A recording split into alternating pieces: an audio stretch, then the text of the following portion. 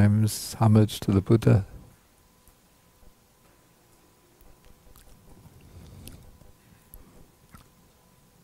And today is November 14th, 2015. So we start with the homage to the Buddha 3 times. Namo tassa bhagavato arahato samma sambuddhassa. Namo tassa bhagavato arahato samma sambuddhassa. Namo tassa bhagavato arahato samma sambuddhassa. Okay, so today we will be continuing with the study of Sutta number 140. Is blinding you? I think if we bring it up here, then we could point it. That's better? Okay. Okay, so we are continuing with the study of Sutta number 140 in the Majjhima Nikaya. This is called the Dhātuvibhanga Sutta, the discourse on the analysis of elements.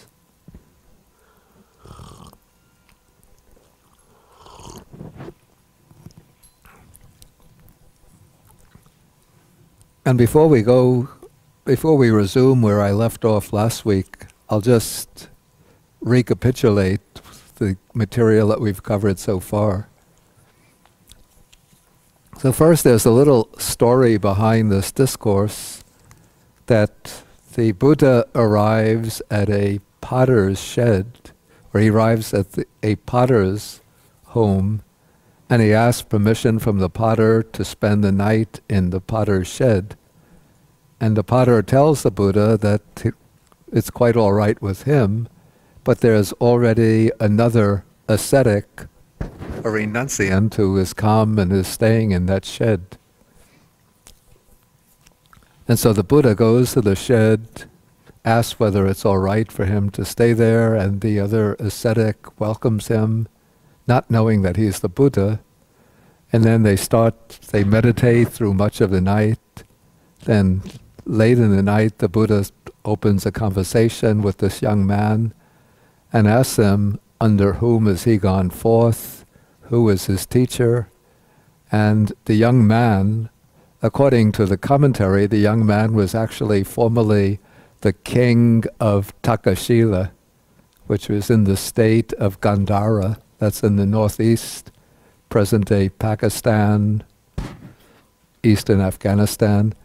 And after learning about the Dhamma through some merchants, this king renounced the kingdom, and on his own he took on the robes and went forth out of faith in the Buddha, though he had never met the Buddha before.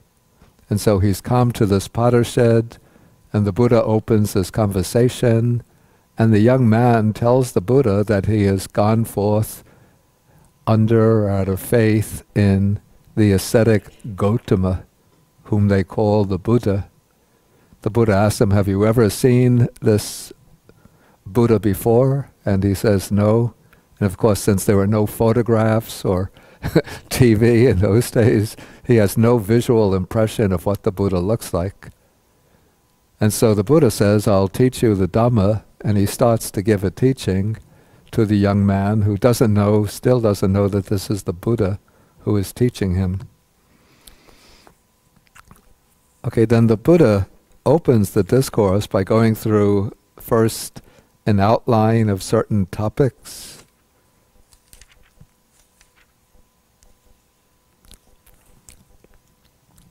which in effect are sort of homing in directly, very directly on the teaching of non-self or selflessness.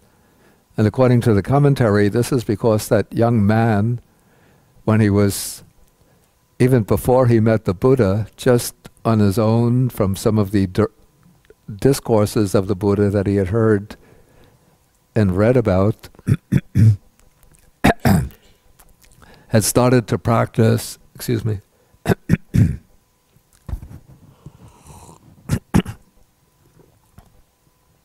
he had started to practice meditation on his own, and without any outside guidance, he had already attained the 4 jhanas, the 4 meditative absorptions. So he had strong samadhi or concentration. What he was lacking was the teaching on insight or on wisdom. So the Buddha goes directly into wisdom teachings by teaching him that the person consists of the 6 elements, the 6 sense bases, the 18 kinds of mental exploration. Then he speaks about 4 foundations, the 4 adhitthana, foundations or standpoints.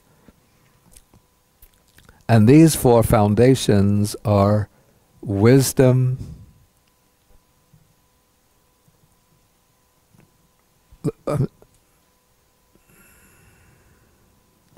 the 4 foundations are wisdom, truth, relinquishment, and peace. Okay, then the Buddha picks up on the teaching of wisdom, that one should not neglect wisdom. And then to expound or to explain this statement, not neglecting wisdom, the Buddha explains to him the meditation on the 6 elements, going through the 4 material elements, the space element, and then the consciousness element, which he treats in terms of the contemplation of feeling. And then he takes the feeling through successively more refined levels until, here on page 1092, paragraph 20, there remains only equanimity, purified and bright. And so this, as we explained last week, seems to be the equanimity of the 4th jhana. And this is representing the consciousness element. And then the Buddha says that the meditator understands that if he were to direct this equanimity, pure and bright, to the base of infinite space, the base of infinite consciousness, the base of nothingness, the base of neither perception nor non-perception, then his consciousness might remain there for a very long time.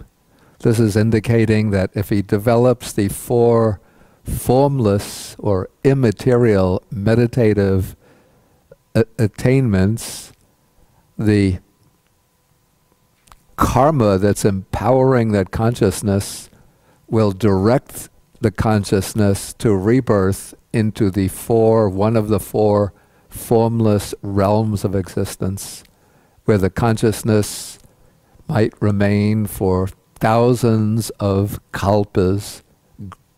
Kalpas are the periods of cosmic expansion and contraction. But then the meditator realizes that if he were to direct that equanimity to any of these formless bases and to develop his mind accordingly, that would be conditioned. In a way, this is the key statement in the sutta, that even these very refined, very exalted, immaterial or formless meditative absorptions are conditioned. They are sort of underlying them, there is a subtle clinging. And because of that, the meditator, by seeing that all of these states are conditioned, he does not generate any volition tending towards either existence or non-existence. tending either from a wish to abide in these formless realms for thousands and tens of thousands of kalpas, nor does he seek annihilation, personal annihilation.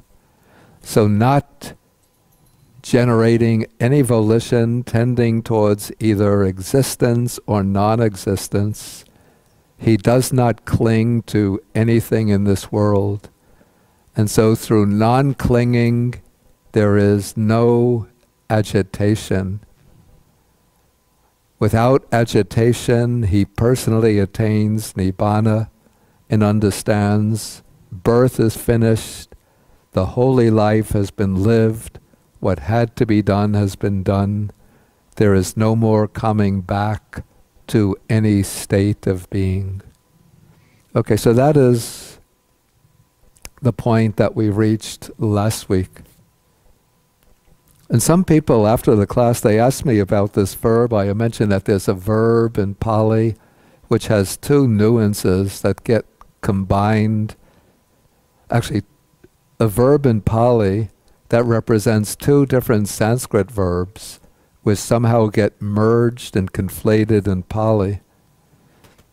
And this is the verb that I represent here rather inadequately by the expression, he is not agitated.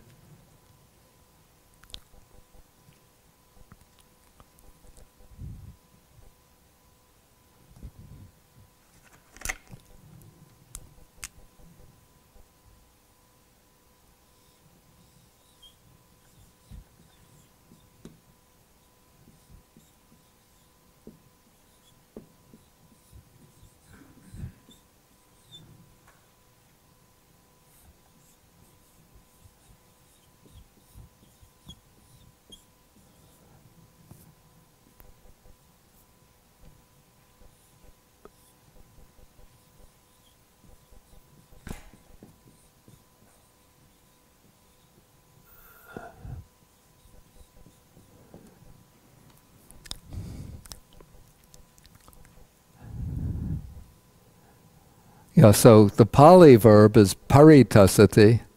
Pari is just a prefix, so the real stem part of the verb is tasati. Okay, now this represents, coming from Sanskrit, we have a verb paritrishyate, which means to have craving.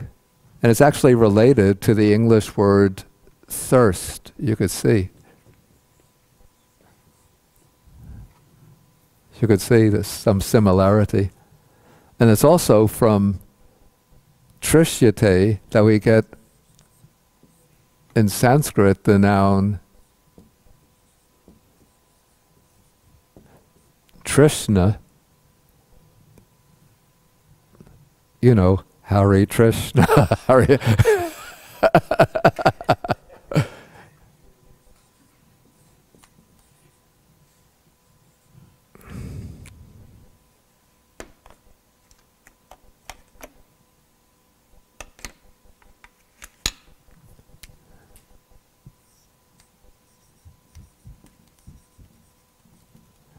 And that becomes in Pali, Trishna becomes in Pali tanha, which is the word for craving. So from the verb trishyate, we get Trishna, Sanskrit, and Trishna is, I should say, the equivalent, the Sanskrit equivalent of Pali tanha, because in Pali, we don't have these two letters, and so the R usually turns into an A or sometimes a U. And the sh sound is too hard to replicate in Pali, so it becomes tanha. So we have paritrishyate, giving paritasati, and this means to crave, to have, literally to have thirst in the sense of strong desire, to crave. But then there's another Sanskrit verb, trasyate, which means to be afraid. And if we want to represent trasyate in Pali, it would become also tasati. And so this verb also feeds in to paritasati. So paritasati has these two nuances of craving and fear. And it's not somebody who suggested to me, well, that shows the psychological connection between craving and fear. I say that there might be such a psychological connection, but that's not the reason for this. This is purely what you might call a coincidence, a linguistic coincidence, that two verbs which are quite different in Sanskrit, when they get converted into Pali, they take on almost the same forms.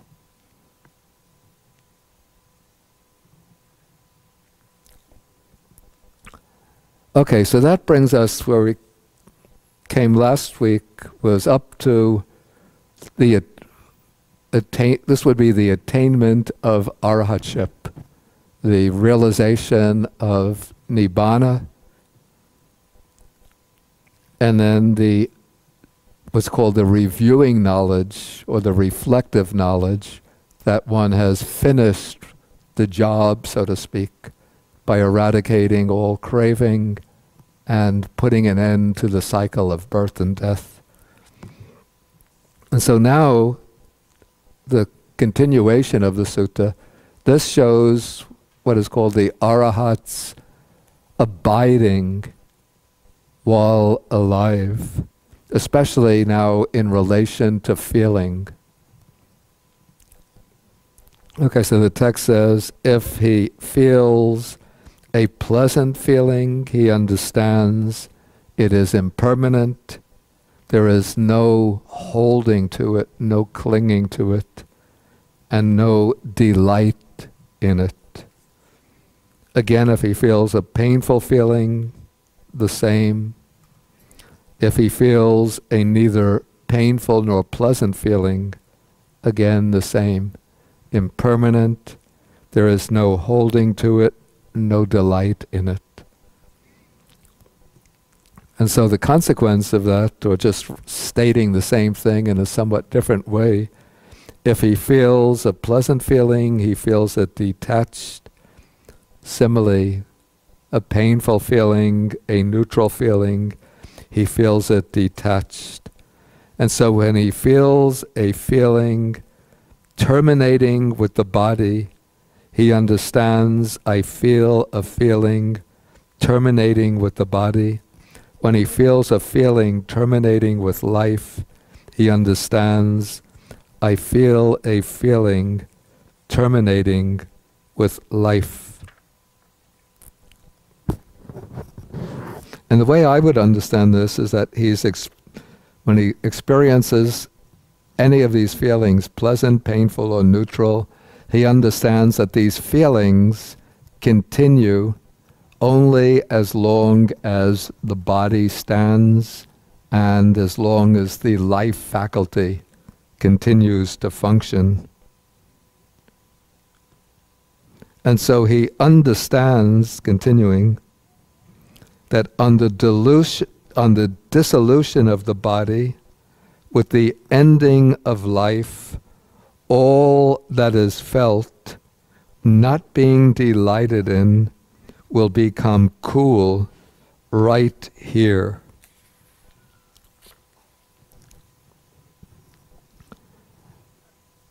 Okay, and this is referring to what's called the nibbana element without residue remaining. So we could say that the previous statements are referring to the nibbana element with a residue remaining. That is the nibbana experienced while one is alive.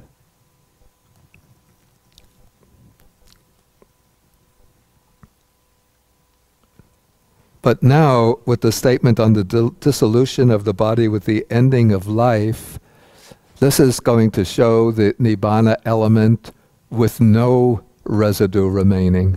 And the residue are the 5 aggregates that have been brought into being into this life through previous ignorance and craving. And so in an ordinary person, the 5 aggregates come into existence with conception or birth. They continue through the duration of life, and because there's still ignorance and craving within them, sort of underlying them, when these 5 aggregates break up at death, then there's still that ignorance and craving within them that will bring into being a new set of 5 aggregates to continue to keep the process of becoming, evolving or revolving from life to life. But the arhat, or liberated one, has extinguished craving and ignorance. So he knows that on the dissolution of the body at the end of life, since there is no more ignorance and craving, there will be no more re-arising of the 5 aggregates. And so all that is felt here in this life, since it's not being delighted in, there's no attachment and clinging to it, the expression used is that it becomes cool. Sometimes some people think that this means that the arhat is annihilated at death, but what the Buddha teaches is no eternal existence, no annihilation, but rather what I prefer to say is to use a verb and to say that the arhat becomes nibbanized with his death.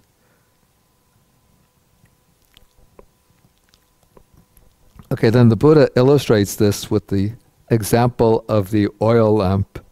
So the oil lamp burns in dependence on oil and a wick, and then when the oil and the wick are used up and it doesn't get any more fuel, then it is extinguished. It goes out from lack of fuel.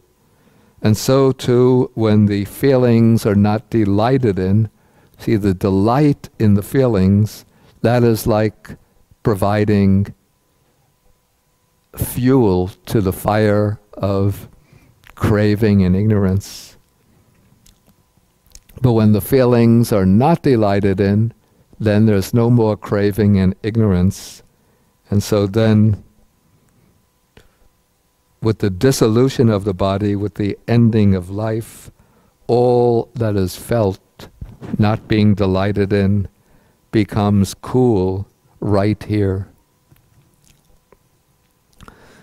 Okay, now at this point, this actually concludes the Buddha's exposition of the foundation of wisdom, which he had started way back when he began to explain the contemplation of the 6 elements.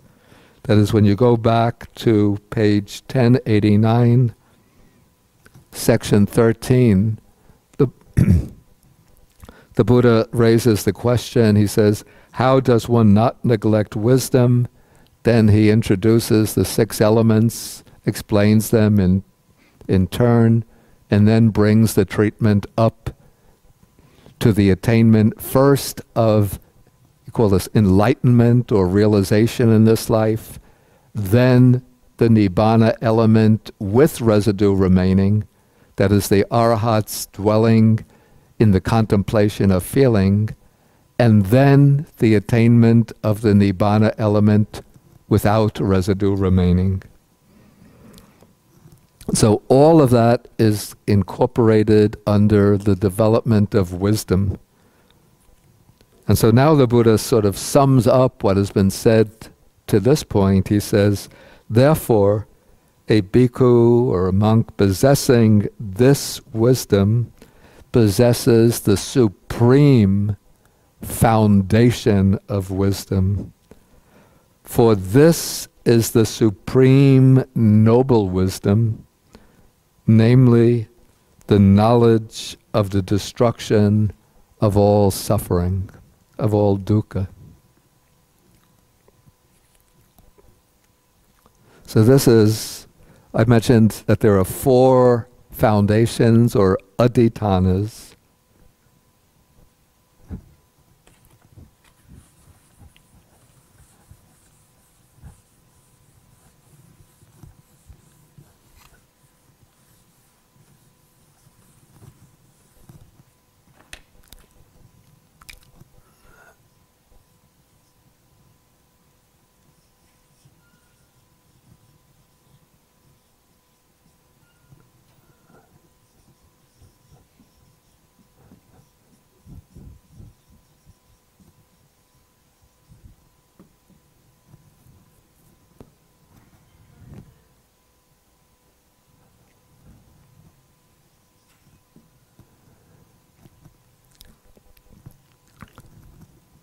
Okay, the first is called, this is the supreme foundation of wisdom, the Panya Adhitthana. And maybe some of you who have done meditation courses in the Goenka tradition might know the word Adhitthana with a somewhat different meaning. The word Adhitthana has another meaning, which is resolve or determination. Like when you make the determination, I will sit for 1 hour without changing my posture, that determination, that's also adhitthana. But here adhitthana is being used in a different sense of the foundation or groundwork for something. And so these adhitthanas are things, qualities that one develops in the course of practice. And then when they come to fulfillment, then they become the supreme or unsurpassed adhitthana, the unsurpassed foundation. And so now this whole process of developing wisdom, one could say, has been the development of the Panya Adhitthana, the foundation of wisdom. And then when that wisdom blossoms and matures in the knowledge that all dukkha has been destroyed, then it becomes the supreme foundation of wisdom.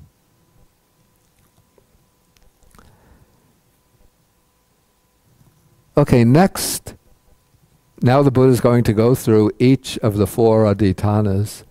So now we come to the second one.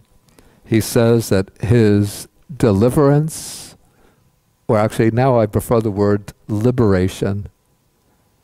I think the Sri Lankans back in the 1940s, a little influence of a Christian terminology.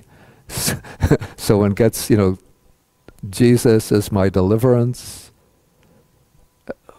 And so they picked up in rendering Buddhist texts, they picked up that expression. And so I continued it through back in those days. I think Nyanamoli used deliverance, but now I would prefer liberation. Its Pali word is vimutti.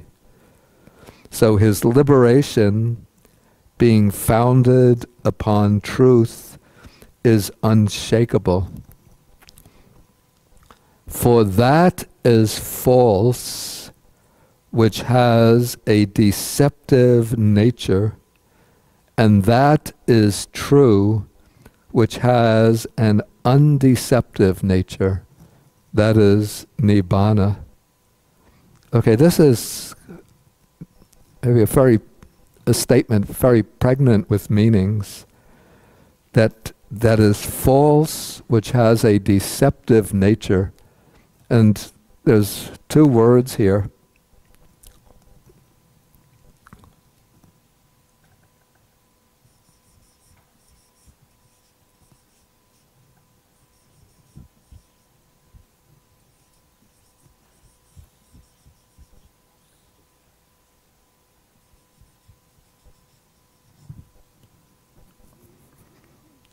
First, the word translated false, the Pali word is musa. And this is the word, you might be familiar with this, when you take the 5 precepts. The 4th precept is musa vada viramani sikapadang samadhiyami. I undertake the precept to abstain from false speech. And then the other word, which is deceptive nature, the Pali expression is mosa dhamma. Dhamma here, as the second part of a compound, means the nature. And it seems mosa must be derived from musa, false.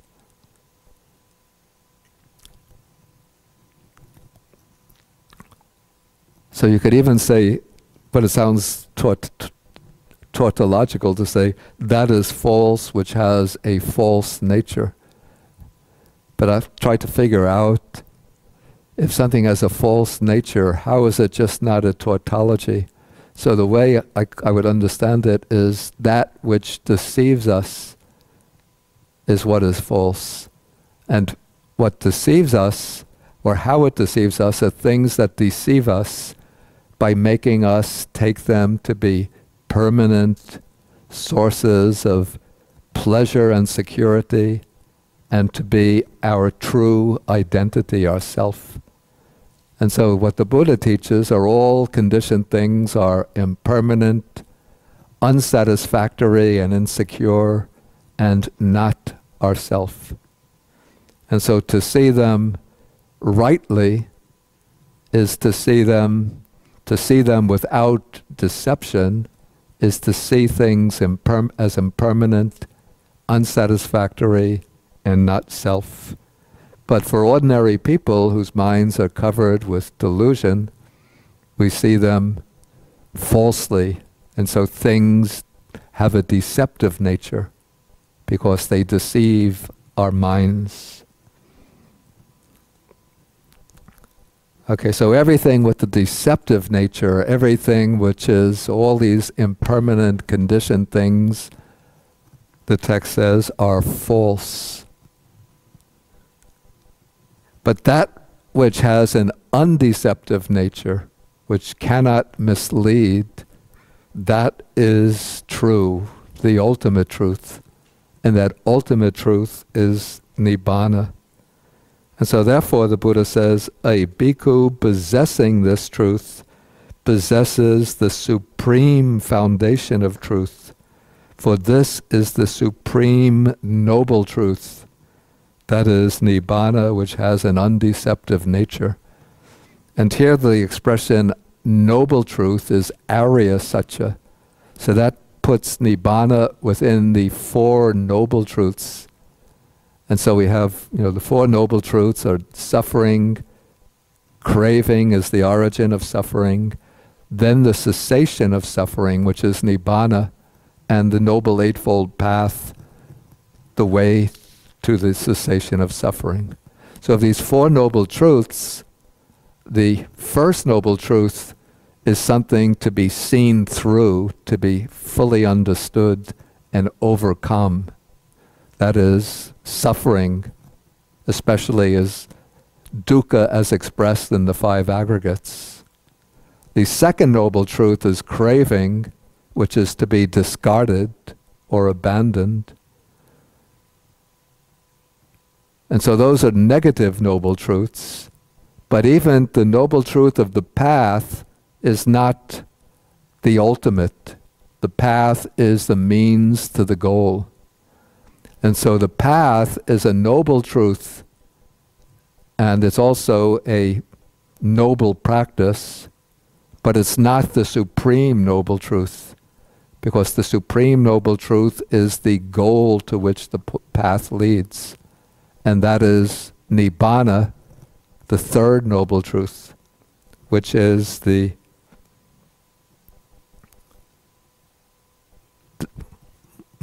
cessation of all suffering. Okay, so this is the second foundation, which in Pali is Satya Adhitthana.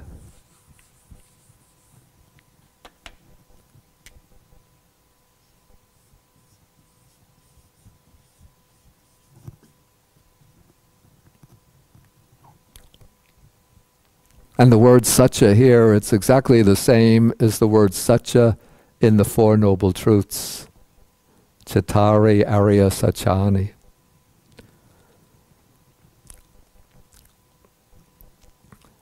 Okay, now we come to the next foundation, So he says, formally, and here, it's difficult to render one language exactly into another language. And sometimes we don't have words that correspond exactly to, which can capture the precise nuances of the word in the original language.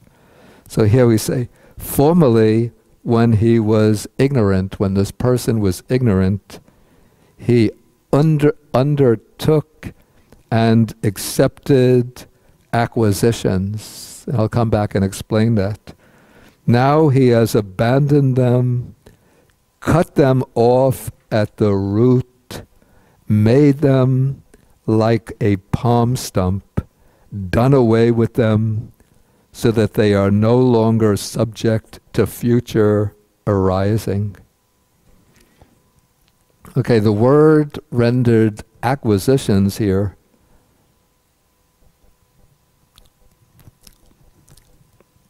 again, it's one of those words that we don't have an exact counterpart in English.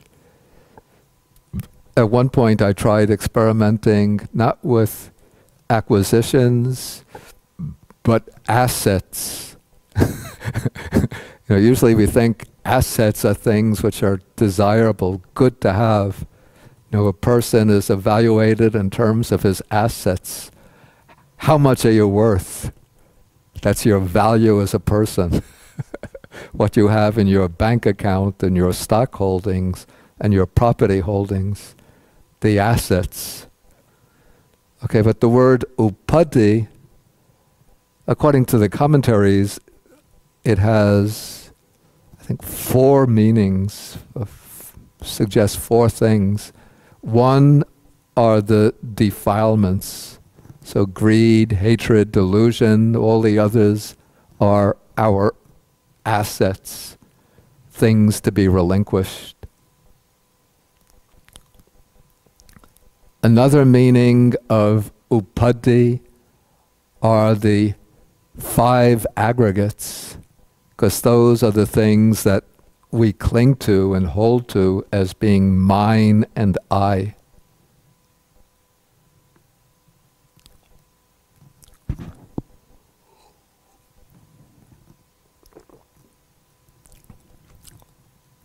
Then a third type of assets or upadhi are external properties or belongings. So I have, this is my house, my car, my land, my job,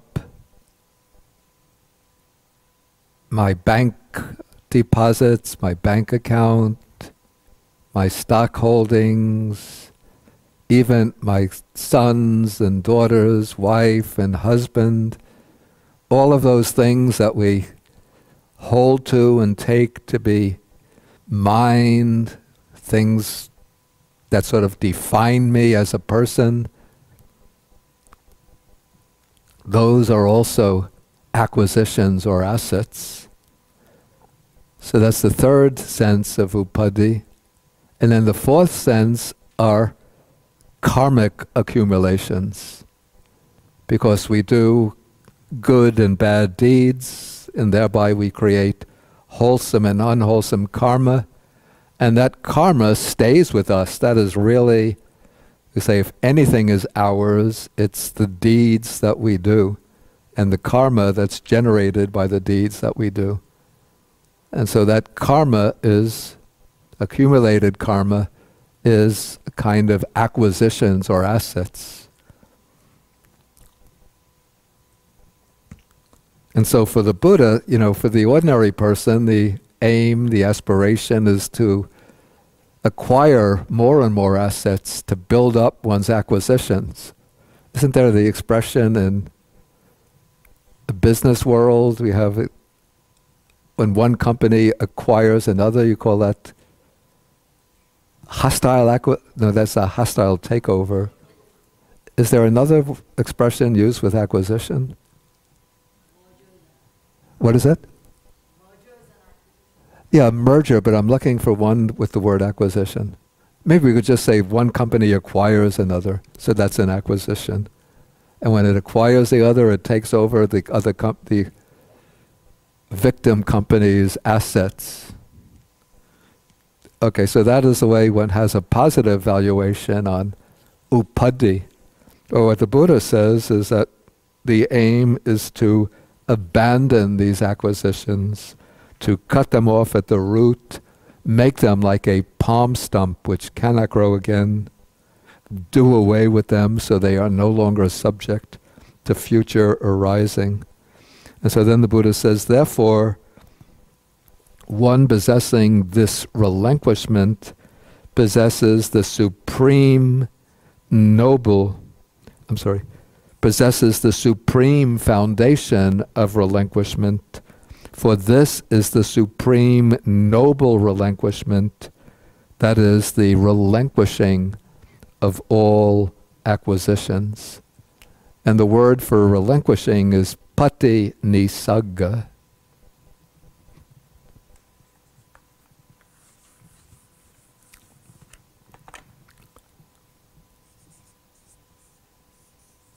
Oh, I'm sorry, it's pati nisagga. But the word that's used here is chaga. Chaga aditana.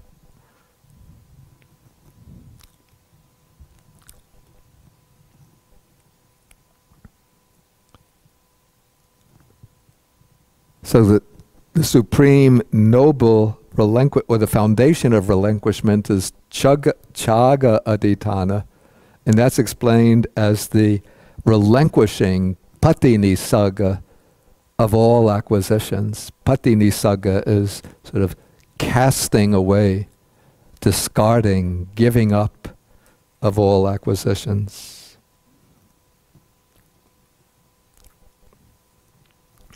Okay, now we come to the fourth foundation. So the text says, when he was ignorant, that is before developing wisdom, he experienced covetousness, desire, and lust. Now he has abandoned them, cut them off at the root, and so on. Formerly he experienced and here these terms, covetousness, desire, lust, they're used just as synonyms for the same thing. So in a way they all represent the unwholesome root of greed. Then the second case, he experienced anger, ill will, and hate. Now he has abandoned them, given them up. So anger, ill will, and hate, these are just synonyms for the second unwholesome root, which is dosa, hatred. Then formerly, when he was ignorant, he experienced ignorance and delusion. Again, these are just two synonyms for the unwholesome root of moha, delusion. So now he has abandoned them, cut them off at the root, made them like a palm stump, done away with them so they are no longer subject to future arising. So a bhikkhu possessing this peace possesses the supreme foundation of peace. For this is the supreme noble peace, namely the pacification, the appeasement, calming down of lust, hate, and delusion. And here the word, the operative term here is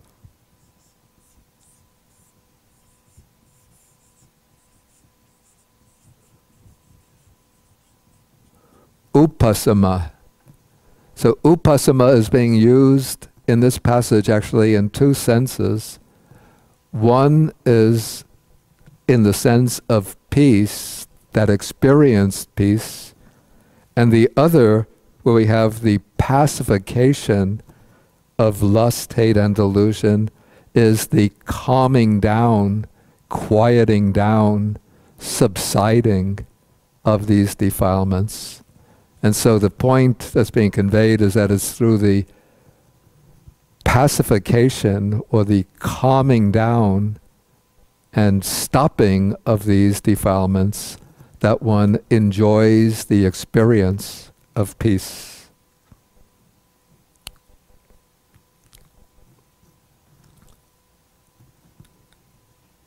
Okay, so now the Buddha sort of sums up this whole long passage that started back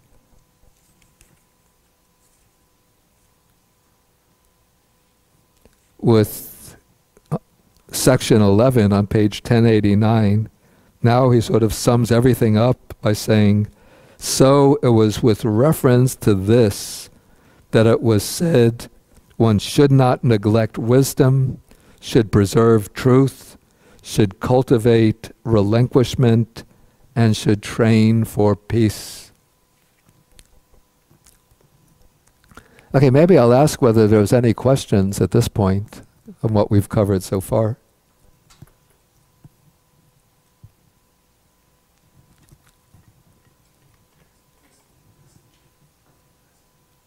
Excuse me? Is somebody speaking? You are. Oh. Oh, I see you were testing.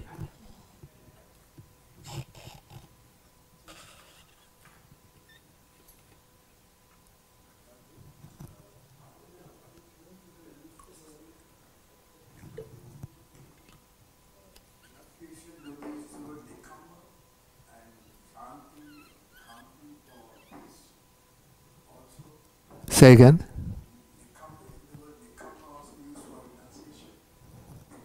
Yeah, it's used for renunciation. Yeah, the word nekama does mean renunciation, but it's just not used here. I mean, he has to select some words. Excuse me?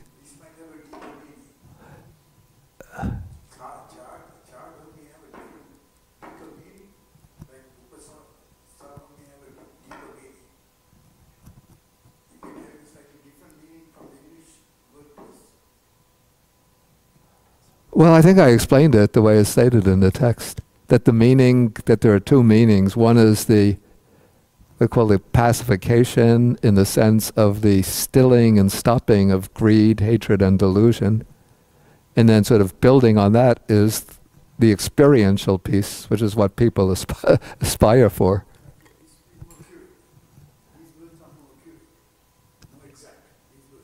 These words. Yeah, these are the words that are used in the text.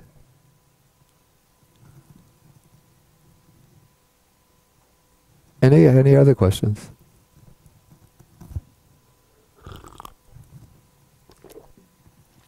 Okay, then we will continue with the sutta. Okay, now the Buddha is going back to when he gave the opening statement to the young monk after they had exchanged greetings in the potter's shed, when he was giving the outline of the teaching. He said one of the statements that he made was that the tides of conceiving do not sweep over one who stands on these foundations. And when the tides of conceiving no longer sweep over him, he is called a sage at peace. So that was a kind of concise statement that the Buddha made. Now he's going to elaborate upon it. And here we have an expression that I rendered tides of conceiving, or maybe we should say tides of misconceiving. It's a very unusual expression that occurs. I don't think it occurs elsewhere.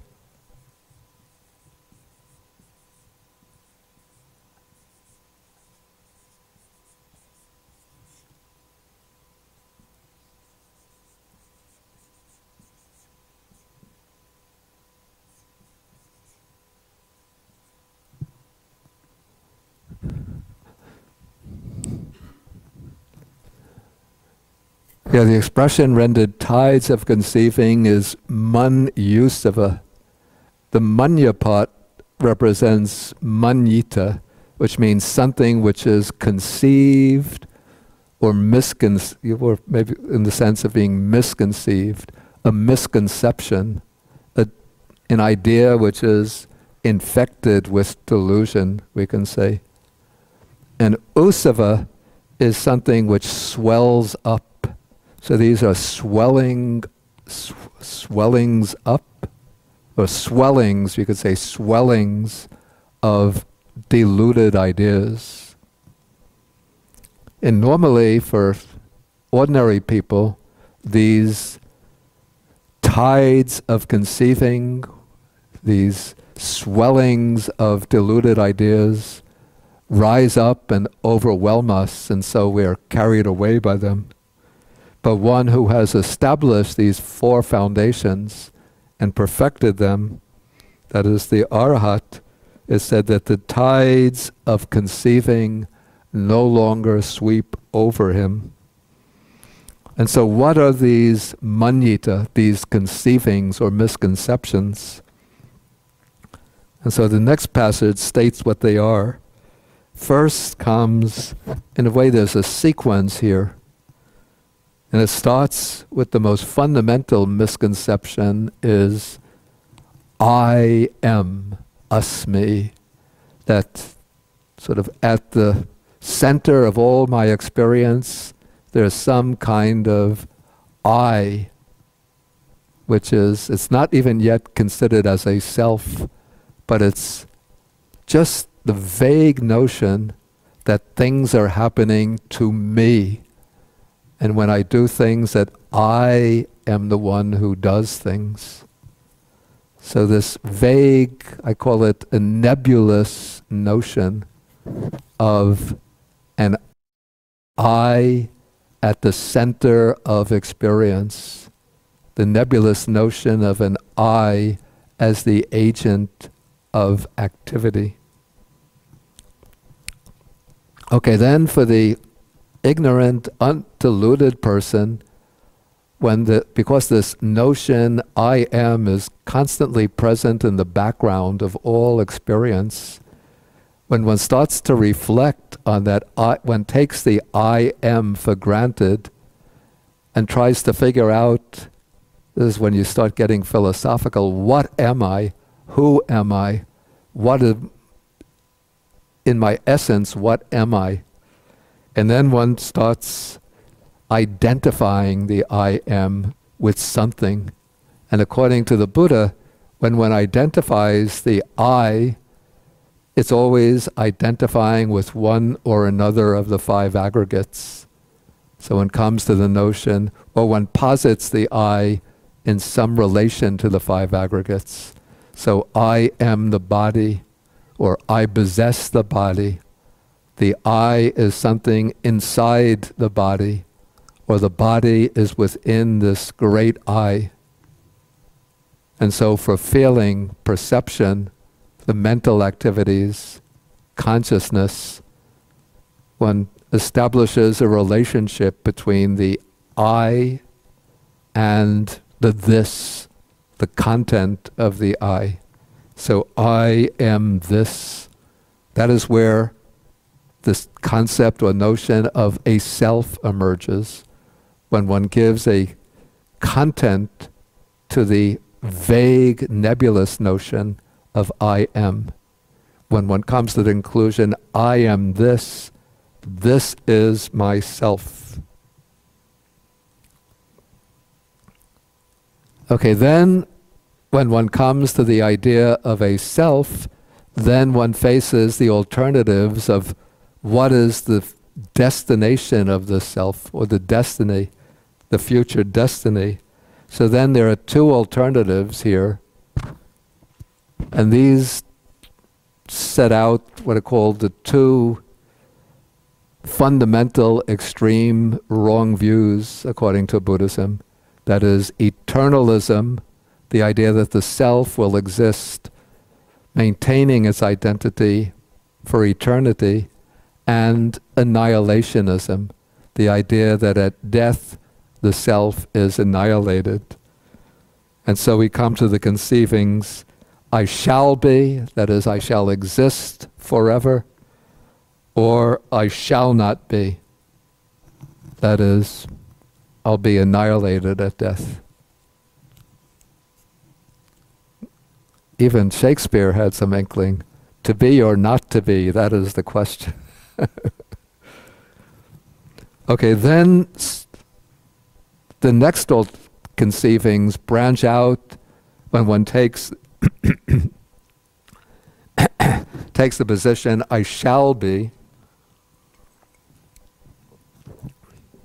So if one assumes I'm going to exist forever, then comes the question, how will I exist? In what particular mode will I exist? And so here the various alternatives are laid out. I shall be possessed of form, that is, I shall have a body forever, the resurrection of the body, and then eternity in a resurrected body. Or I shall be formless, without a body, just a pure spirit or soul existing forever. I shall be percipient, I shall have perception. I shall be non-percipient, without perception. I shall be neither percipient nor non-percipient. So these would represent different philosophical views that were being discussed amongst the philosophers at the time of the Buddha. Okay, so all of these, you could say, it's a whole accumulating mass of views and speculations and ideas, which are all emerging and developing out of that fundamental misconception that I am something real. And so the Buddha now says, conceiving is a disease, conceiving is a tumor or a boil, conceiving is a dart. By overcoming all conceivings, that is, by getting rid of all of these deluded misconceptions, one is called a sage at peace. That is, getting rid of these misconceptions, not just through study, learning, reflection, but through wisdom, one reaches the ultimate goal, the full maturation of wisdom, by which one sees into the truth of selflessness. And so this cuts off all the deluded notions, right down to the base, the notion I am. And so without that notion of even of I am, then one is called, the Pali expression is Muni Santo, which is rendered the sage at peace.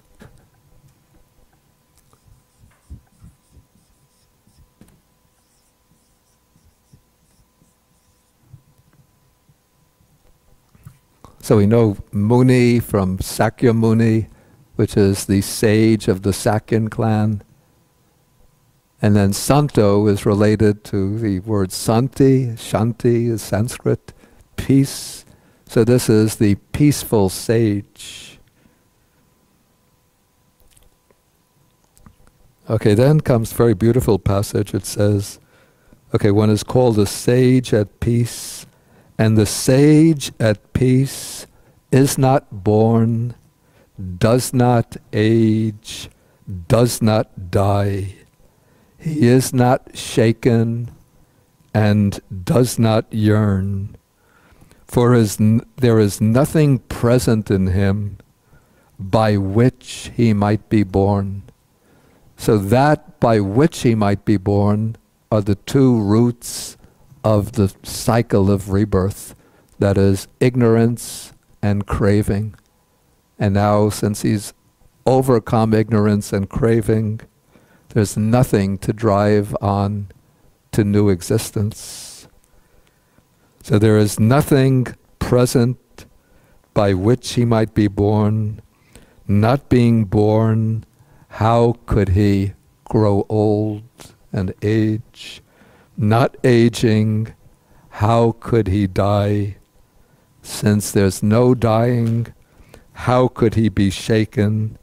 Not being shaken, why should he yearn? And so then the Buddha sort of summed up and said it was with reference to this that it was said, the tides of conceiving do not sweep over one who stands on these foundations. And when the tides of conceiving no longer sweep over him, he is called a sage at peace. Then he says, Bhikkhu, bear in mind this brief exposition of these 6 elements. Okay, now we have to remember that all along the Buddha hasn't revealed his identity to the young man Pukkusāti. And so when they started the conversation, Pukkusāti thought, he's himself is one ascetic, here another ascetic has arrived, and they're just having a conversation. And probably, according to the commentary, the Buddha has sort of subdued his distinctive features, that what's called the 32 marks of the great man, and all of the 80 minor features of bodily excellence. And so maybe with a discerning eye, maybe one could see them, but the Buddha sort of deliberately sort of muffled them so that the young man would just take the Buddha to be another wandering ascetic.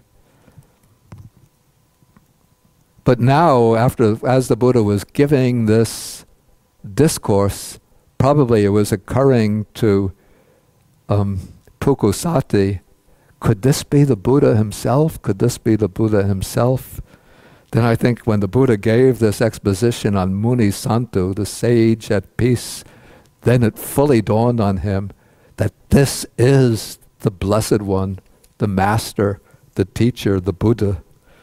And so then the text says, the Venerable Pukkusāti thought, indeed the Teacher has come to me, the Sublime One has come to me, the fully enlightened One has come to me.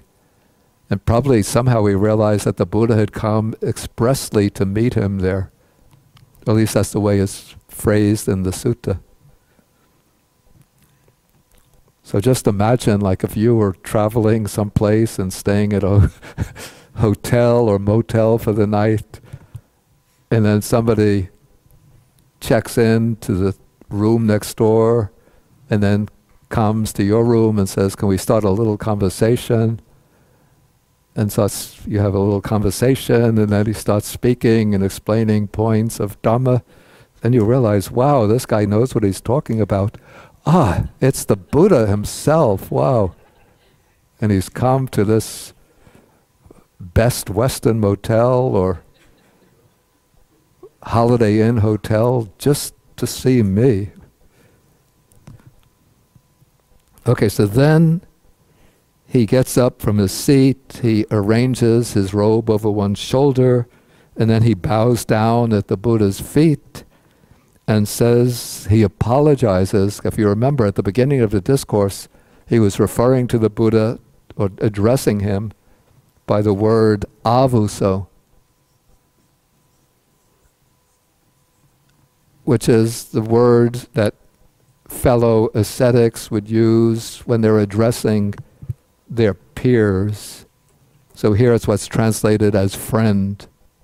So actually it doesn't really mean friend, but it's just a polite term, a little bit respectful, but used between people roughly on the same level.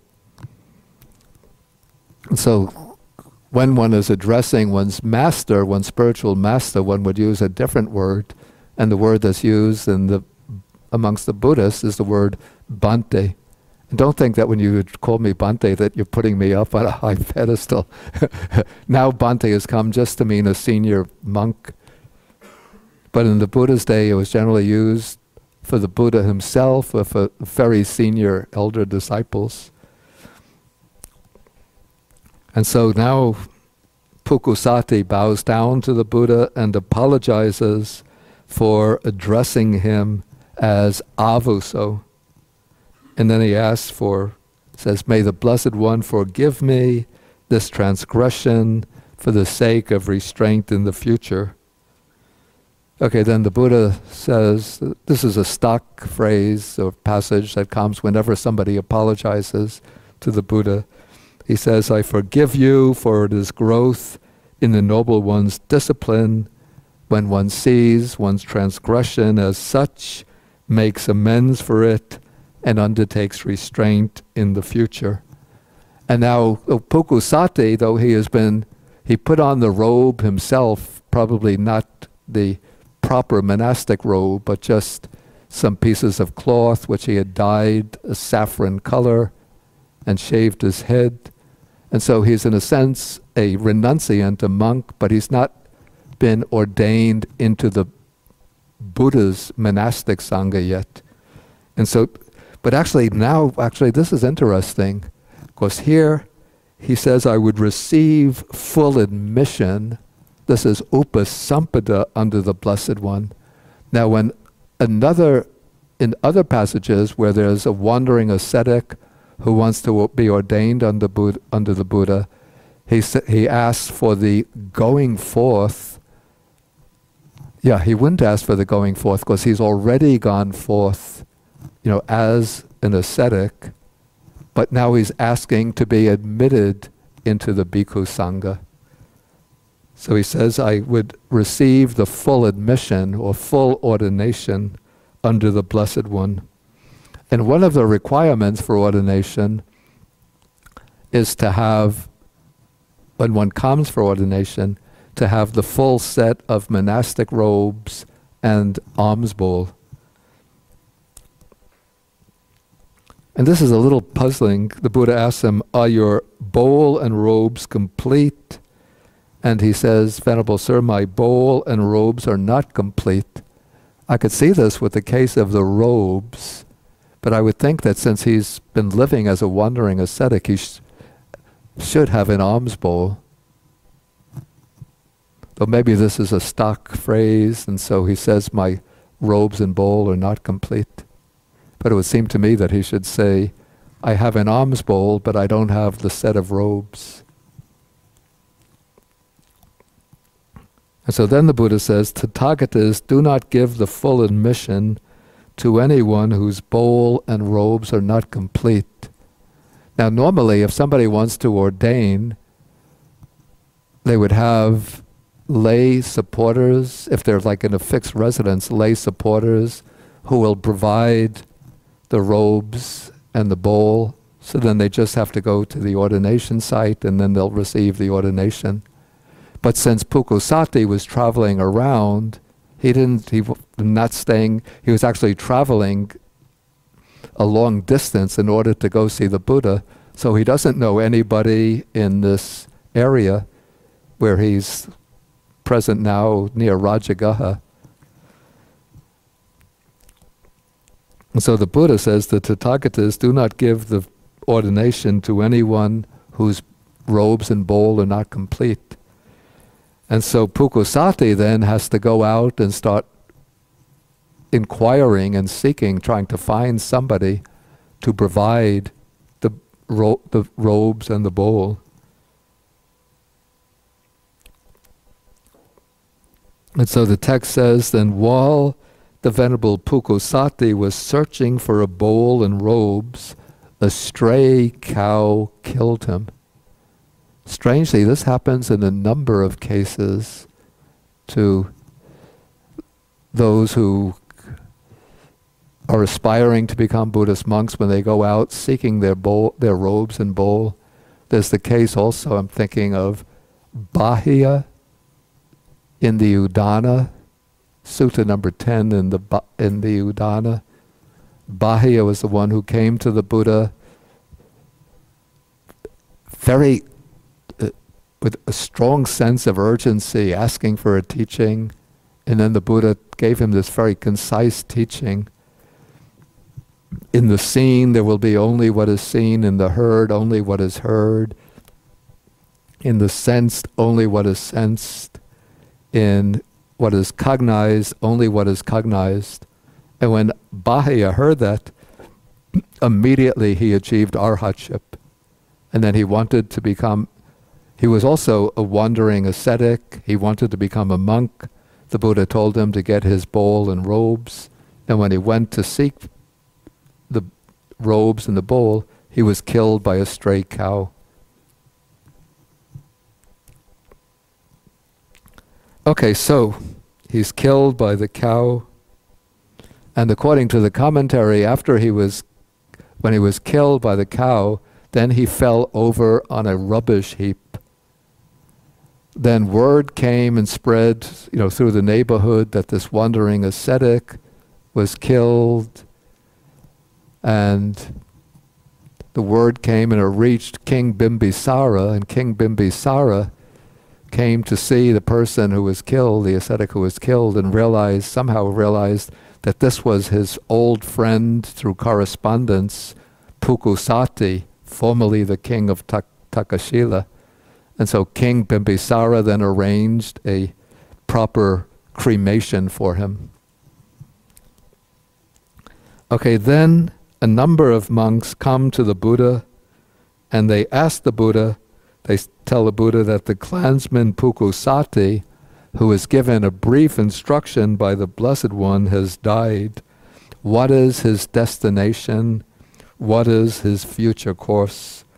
Then the Buddha says that Pukkusāti practiced in accordance with the Dhamma. He did not trouble me in the interpretation of the Dhamma. With the destruction of the 5 lower fetters, the clansman Pukkusāti has been reborn spontaneously. That's in the pure abodes. And he will attain final Nibbana there without ever returning from that world. And I think I have a note that explains what... Yeah, there's a verse in the Samyutta Nikaya. This is in the first chapter of the Samyutta Nikaya, Sutta number 50, which speaks about a number of disciples of the Buddha who had been reborn in the pure abode called the Aviha. And as soon as they were reborn in that celestial realm, they achieved final liberation. They became arahantship. They attained arahantship. The verse says that they cut off, as soon as they arose, they cut off all the fetters, both those relating to the human realm and those relating to the celestial realms, and now they are fully liberated in mind. But at the time of his death, according to the sutta, Pukkusāti, while listening to the Buddha, he must have, been contemplating and then developing insight on the basis of the Buddha's words. And even while listening, he would have cut off 5 fetters and become a non-returner. Okay, and that takes us to the end of the sutta. I wonder if that clock is correct, because my clock... 10 after. 11:10, so that's about... Yeah, that's about 7 minutes fast. Okay, so we have some time if anybody has any questions or comments. Okay, Edwin and Richard.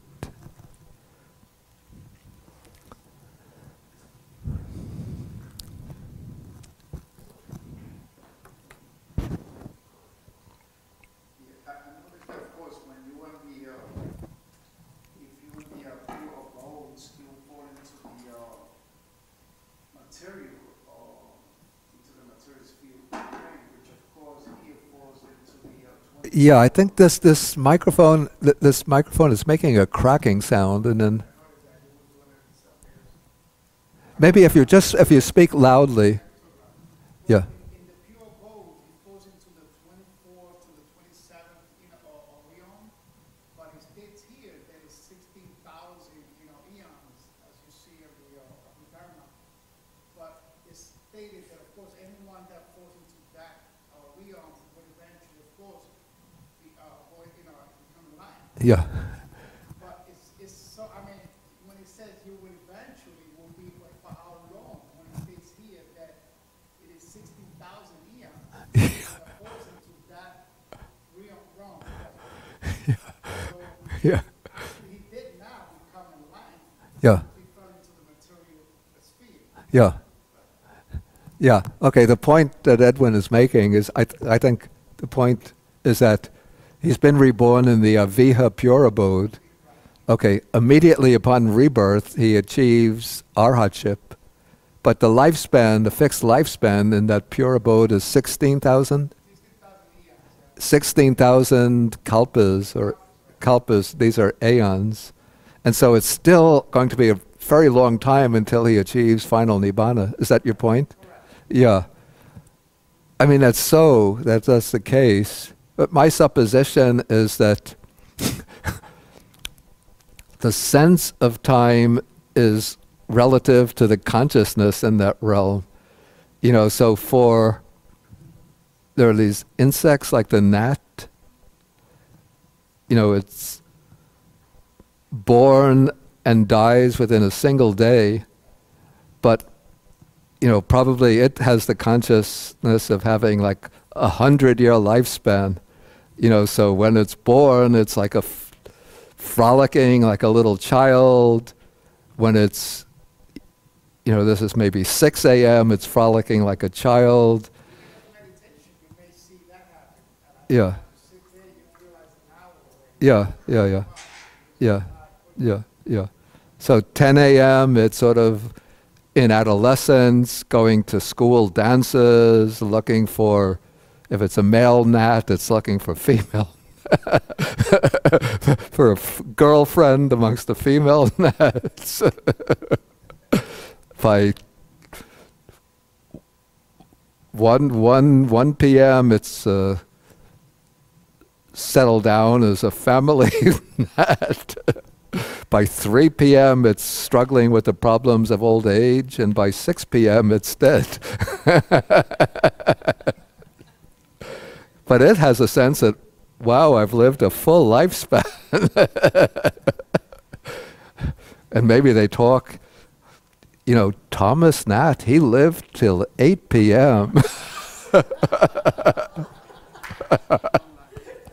Say, wow, how does he do it? Oh, he eats well, gets plenty of exercise. He doesn't drink or smoke. For them, it's like 1 day is 12 hours, it's 100 years. And so for us, when we think 16,000 aeons, wow, that's a long time. But for them, maybe 16,000, it's just like 180 years. Maybe it was a message to practice in this life and achieve enlightenment in this life without losing 16,000 Yeah, the thing is, like, the Buddha encourages disciples to go on and practice till they've reached the final stage in this life. But, there would be many who just reach the stage of the third stage of non-returner. Then they're going to be reborn in the pure abodes.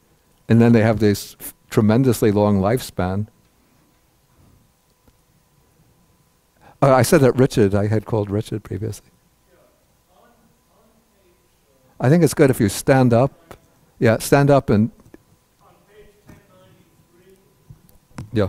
paragraph 23, the light is used twice, and 24 is used once. The what? And, what I'm concerned about is the second usage on page, on paragraph 23. If he feels a painful feeling, he understands it is impermanent. Yeah. There is no holding to it. There is no being light. Yeah, yeah. But it would look to me like it should mean that, like, the word delight there should somehow mean something like either fear or dread. Yeah, yeah, Being that yeah, if he thinks it's going to continue yeah, forever, right, that should yeah, be yeah, yeah, yeah, right, that's its real dukkha sense yeah.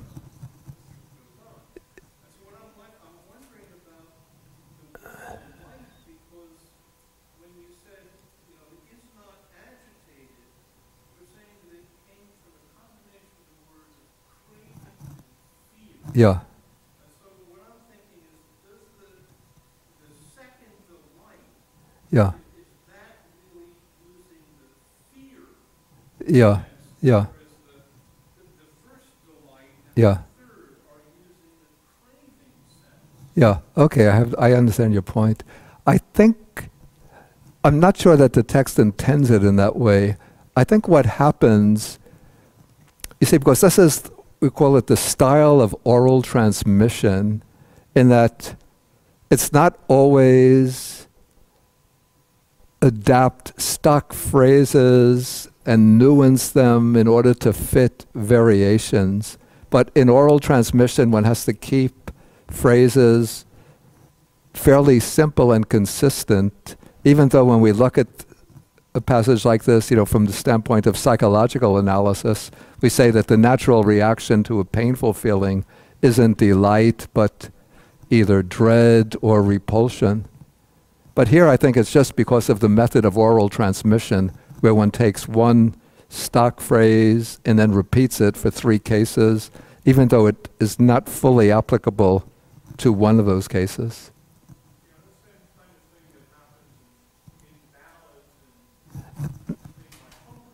Yeah, yeah, yeah. Yeah, yeah, yeah, yeah, yeah. Did Johnny, did you have? Actually, it's a question on the internet, but one classmate quote the note and answer that. The question is, does Bodhisattva equal to arahant? Yeah, it is. Yeah, it is, yeah. It is, yeah. Okay, I think we'll break now for the lunch, and then come back here 12:20. Is that too soon? Or 12:30? What's easier? 12:30. Okay, I mean then you can have a more leisurely lunch. Okay, so we'll come back from 12:30 to 1. We could have further discussion.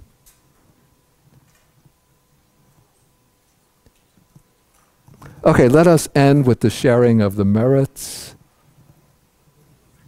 Okay, I'll do the recitation. Don't worry about getting the sheets. Okay, so we share the merits with the devas, the bhutas, the nagas. Akasata chabhumata deva naga mahidika punyantang anumoditva chirang rakantu sasanang. Akasata chabhumata deva naga mahidika punyantang anumoditva chirang rakantu desanang. Akasata chabhumata deva naga mahidika punyantang anumoditva chirang rakantu mang parang. Etavatacham hehi sampadang punya sampadang sabbe devanumodantu sabbe bhutanumodantu sabbe satanumodantu sabba sampati siddhya Bhavagupadaya avici hetato etantare satakayupapana rupya rupicha asanya sanyino dukkha pamuchantu pusantu nibuting.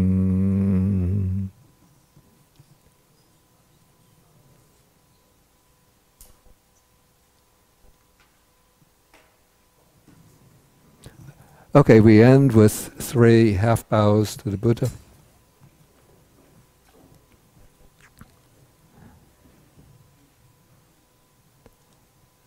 Okay, 1, 2, 3.